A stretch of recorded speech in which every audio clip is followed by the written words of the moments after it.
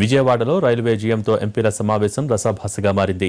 Railway అధికారుల తీరుపై ఎంపీలు తీవ్ర ఆగ్రహం వ్యక్తం చేశారు. నిధులు లేకుండా సమావేశాలు ఎందుకని మండిపడ్డారు ఎంపీలు.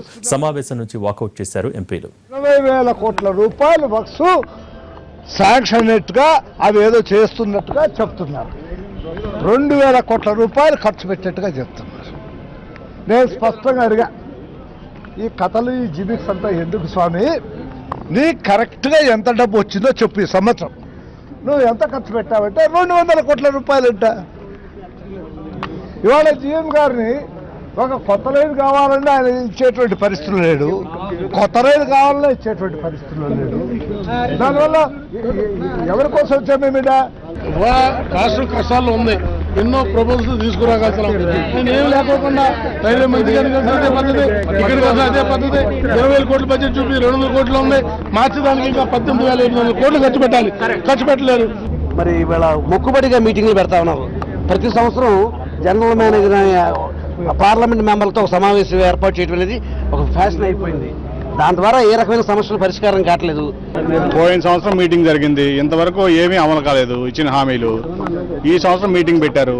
మాకు పోయిన సంవత్సరం ఇచ్చినటువంటి హామీలు ఎంతవరకు నెరవేర్చారో చెప్పమని మేము అడిగాం, చెప్పలేకపోతా ఉన్నారు. 20,000 కోట్ల రూపాయలు శాంక్షన్ అంటారు. పోయిన సంవత్సరం కట్టిపెట్టిన 250 కోట్లు. అంటే 20,000 కోట్ల రూపాయలు శాంక్షన్ మాత్రం చూపిస్తున్నారు పెద్ద పిక్చర్గా. ఆంధ్రాకి 20,000 కోట్లు ఇచ్చామని కాస్త ఖర్చు పెట్టింది చూస్తే సంవత్సరంలో 250 కోట్లు. సో దీనివల్ల మా 20,000 కోట్లు శాంక్షన్ అయింది, మాకు ఇవ్వండి, మాకు ఖర్చు పెట్టండి. డిఎం లెవెల్లో ఎంతసేపు ఉన్నా రైల్వే బోర్డుతో కన్సల్ట్ చేయాలా, రైల్వే మినిస్టర్స్తో ఒపీనియన్ తీసుకోవాలనేటువంటి అభిప్రాయాలే చెప్తున్నారు. ఎంతసేపునే ఇది 4వ మీటింగు.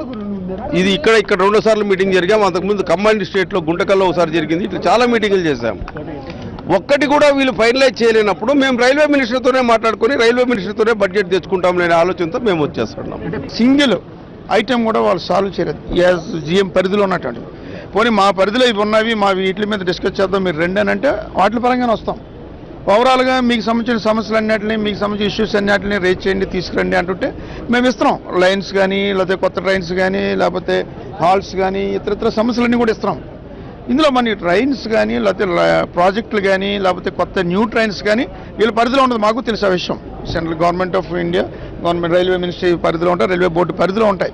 బట్ వీళ్ళ పరిధిలో